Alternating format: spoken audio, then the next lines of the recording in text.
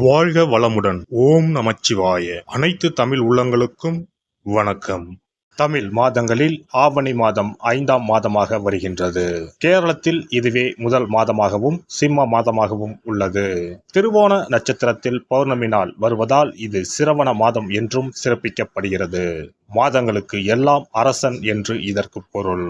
சிங்க மாதம், வேங்கை மாதம் என்ற பெயர்களும் ஆவணி மாதத்திற்கு உண்டு. தேடி வந்து வழிபட்டால் ஓடி வந்து வினைகள் தீர்க்கும் விநாயகப் பெருமானின் திரு அவதாரம் நிகழ்ந்ததும் இதே ஆவணி மாதத்தில்தான். மாதந்தோறும் விநாயகருக்கு உகந்த சதுர்த்தி தினம் வந்தாலும் இந்த மாதத்தில் அவர் அவதாரம் செய்த சதுர்த்தி மட்டுமே விநாயகர் சதுர்த்தி என்று சிறப்பித்து கொண்டாடப்படுகிறது. நிகழும் ஸ்ரீ மங்களகரமான குரோதி ஆண்டு ஆகஸ்ட் மாதம் 17ஆம் தேதி சனிக்கிழமை அன்று பூராடம் நட்சத்திரத்தில் திரையோதசி திதியில் பிரீத்தி நாமயோகத்தில் கௌளவம் கர்ணத்தில் சித்த யோகத்தில் சனி மகா பிரதோஷம் கூடிய நன்னாளில் இந்த மகத்தான ஆவணி மாதம் பிறக்கிறது. ஆவணி மாத கிரக நிலைகளை பார்க்கும் போது ரிஷப ராசியில் குரு பகவானும் செவ்வாய் பகவானும், கடக ராசியில் புதன் பகவானும், சிம்ம ராசியில் சூரிய பகவானும் சுக்கிர பகவானும் உள்ளனர். கன்னி ராசியில் கேது பகவானின் சஞ்சாரம் உள்ளது. கும்பராசியில் சனி பகவான் வக்ரத்தில் உள்ளார். ராகு பகவான் மீனராசியில் பயணம் செய்கிறார். இந்த மாதம் கிரகங்களின் பெயர்ச்சி என எடுத்துக்கொண்டால் ஆவணி மாதம் 10ஆம் தேதி செவ்வாய் பகவான் ரிஷப ராசியில் இருந்து மிதுன ராசிக்கும், சுக்கிர பகவான் சிம்ம ராசியில் இருந்து கன்னி ராசிக்கும் பெயர்ச்சி அடைகின்றனர். ஆவணி மாதம் 15ஆம் தேதி புதன் பகவான் கடகராசியில் இருந்து சிம்ம ராசிக்கு இடப்பெயர்ச்சி அடைகின்றார். இந்த கிரகங்களின் பெயர்ச்சி மற்றும் சிம்மத்தில் இணையும் சூரியன் புதன், கன்னி ராசியில் இணையும் கேது சுக்கிரன் ஆகிய கிரகங்களால் இந்த ஆவணி மாதத்தில் உங்கள் ராசிக்கு உண்டாகும் சுப பலன்கள் என்ன என்பதனையும், அசுப பலன் ஏற்படுமாயின் ராசிக்காரர்கள் செய்ய வேண்டிய பரிகாரம் என்ன, வழிபட வேண்டிய தெய்வம் யார் என்பதனை பற்றி விரிவாக காண்போம். உங்கள் வாழ்வில் வளமும் நலமும் செல்வ செழிப்பும் பெற்று வாழ்வில் உயரிய நிலையை அடைய எல்லாம் வல்ல எம்பெருமானை வேண்டி விரும்பி கேட்டுக்கொள்கிறேன். அடுத்தவர்களின் உணர்வுகளுக்கு மதிப்பளிக்கும் குணமுடைய கடகராசி அன்பர்களே, நீங்கள் குடும்பத்தினரை நேசிப்பவர்கள். இந்த மாதம் புண்ணிய காரியங்களில் ஈடுபட்டு மன திருப்தி அடைவீர்கள். நீங்கள் எடுக்கும் முயற்சிகள் அனைத்திலும் சாதகமான பலன் கிடைக்கும். காரியங்கள் அனுகூலமாக நடக்கும். புத்தி தெளிவு ஏற்படும். உடல் ஆரோக்கியம் பெறும். மனதில் தன்னம்பிக்கையும் தைரியமும் அதிகரிக்கும். மனக்குழப்பம் நீங்கும். பண வரத்து அதிகப்படும். தொழில் வியாபாரத்தில் நீண்ட நாட்களாக இருந்து வந்த பிரச்சனைகள் தீரும். அரசு மூலம் நடக்க வேண்டிய பணிகளில் இருந்த தொய்வு நீங்கும். உத்தியோகத்தில் இருப்பவர்களுக்கு புதிய பதவிகள் கிடைக்கும். மரியாதை அந்தஸ்து ஆகியவை உயரும். எதையும் செய்து முடிக்கும் சாமர்த்தியம் உண்டாகும். குடும்பத்தில் மகிழ்ச்சியான கொண்டாட்டங்கள் இருக்கும். பெரியோர்கள் மூலம் காரிய அனுகூலம் ஏற்படும். கணவன் மனைவிக்கு இடையே நெருக்கம் அதிகரிக்கும். பிள்ளைகள் மூலம் சந்தோஷம் கூடும். உல்லாச பயணங்கள் செல்ல நேரலாம்.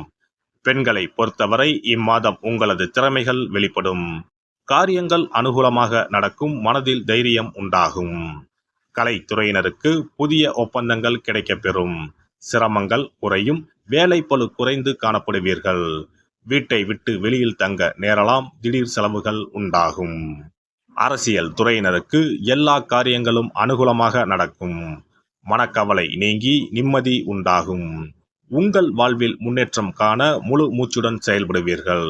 பொருள் வரத்து அதிகரிக்கும். வாகனம் பூமி மூலம் லாபம் கிடைக்கும். மாணவர்களை பொறுத்தவரை மனதில் இருந்த வீண் பயம் அகலும். கல்வியில் வெற்றி பெற பாடுபடுவீர்கள். நட்சத்திர பலன்கள் புனர்பூசம் 4ஆம் பாதம். இந்த மாதம் குடும்பத்தில் இருப்பவர்கள் உங்களை அனுசரித்து செல்வது மனதுக்கு இதமாக இருக்கும். கணவன் மனைவிக்கு இடையே சிறிய வாக்குவாதம் ஏற்படலாம். பிள்ளைகள் உங்களை புரிந்து கொண்டு நடப்பது மனதுக்கு நிம்மதியை தரும். பூசம் நட்சத்திரம். இந்த மாதம் சாமர்த்தியமான பேச்சின் மூலம் காரிய வெற்றி உண்டாகும். அடுத்தவரை நம்பி பொறுப்புகளை ஒப்படைப்பதில் கவனம் தேவை. மாணவர்களுக்கு கல்வியில் இருந்த போட்டிகள் விலகும். பாடங்களை படிப்பதில் இருந்த இடையூறுகள் நீங்கும். ஆயுள்யம் நட்சத்திரம். இந்த மாதம் துன்பம் வருவது போல் இருக்குமே தவிர ஆனால் வராது. மனதில் ஏதேனும் கவலை பயம் அவ்வப்போது ஏற்படும். உங்களது பேச்சே உங்களுக்கு எதிர்ப்பை உண்டாக்கலாம். யோசித்து பேசுவது நல்லது. ஆன்மீக எண்ணம் அதிகரிக்கும். அருகில் இருக்கும் அம்மன் ஆலயத்திற்கு சென்று நெய் தீபம் ஏற்றி வணங்கி வர குடும்பத்தில் மகிழ்ச்சி நிலவும். நீண்ட நாட்களாக இருந்து வந்த பிரச்சனைகள் தீரும். சிறப்பு பரிகாரம். சொந்த வீடு அமைவதற்கு ஆன்மீக பரிகாரம். சொந்த வீடு கனவு நிறைவேற வேண்டும் என்பதற்காக எத்தனையோ கோவிலுக்கு சென்று எத்தனையோ பூஜை வழிபாடு என செய்தும் ஒன்றும் நடக்கவில்லை என்பவர்கள் வீட்டிலேயே இந்த எளிய பரிகாரத்தை செய்து வந்தால் நல்ல பலன் கிடைக்கும். எளிமையான இந்த 2 பரிகாரங்களை செய்து வந்தால் விரைவில் சொந்த வீடு யோகம் அமையும். அதனால் நம்பிக்கையுடன் இந்த சக்தி வாய்ந்த வழிபாட்டை செய்து வரவும்.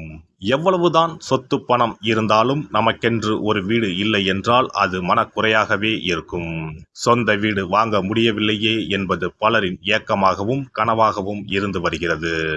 சொந்த வீடு வாங்க வேண்டும், வாங்கிய இடத்தில் விரைவில் வீடு கட்ட வேண்டும், ஏற்கனவே துவங்கியிருந்த வீட்டின் பணிகளை பணப்பற்றாக்குறையால் கட்டி முடிக்க முடியவில்லையே என்ற கவலையில் இருப்பவர்கள் ஏராளம்.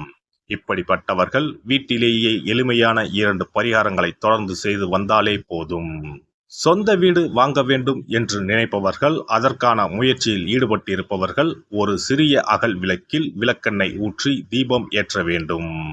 மகா விஷ்ணுவின் அவதாரங்களில் ஒன்றான வாமனரை மனதில் நினைத்து சொந்த வீடு அமைய வேண்டும் என்று பிரார்த்தனை செய்து கொண்டு மாதந்தோறும் வரும் திருவோண நட்சத்திரத்தன்று வீட்டின் அக்னி மூலையான தென்மேற்கு மூலையில் இந்த விளக்கை ஏற்றி வைக்க வேண்டும். அக்னி திசை என்பது மண்ணுக்குரிய திசையாகும். அதாவது அங்காரகன் எனப்படும் செவ்வாய் பகவானுக்கு உரிய திசை இதுவாகும். 3 அடி மண் கேட்டு 3 உலகையும் அளந்தவர் வாமனன். அதனால் அவரை நினைத்து பால் பாயசம் நிவேதனமாக படைத்து வழிபட்டு வந்தால் விரைவில் சொந்த வீடு யோகம் அமையும். மற்றொரு பரிகாரமாக வீட்டில் பயன்படுத்தும் காமாட்சி விளக்கு அல்லது கஜலட்சுமி விளக்கு அல்லது வழக்கமாக பயன்படுத்தும் ஏதாவது ஒரு விளக்கை எடுத்துக்கொள்ளுங்கள். விளக்கை சுத்தம் செய்து மஞ்சள் குங்குமம் வைத்து வாசனை மிகுந்த வெள்ளை நிற பூக்கள் சாற்றுங்கள். பிறகு 5 ரூபாய் நாணயத்தை விளக்கிற்குள் போட்டு நெய் அல்லது எண்ணெய் ஊற்றுங்கள்.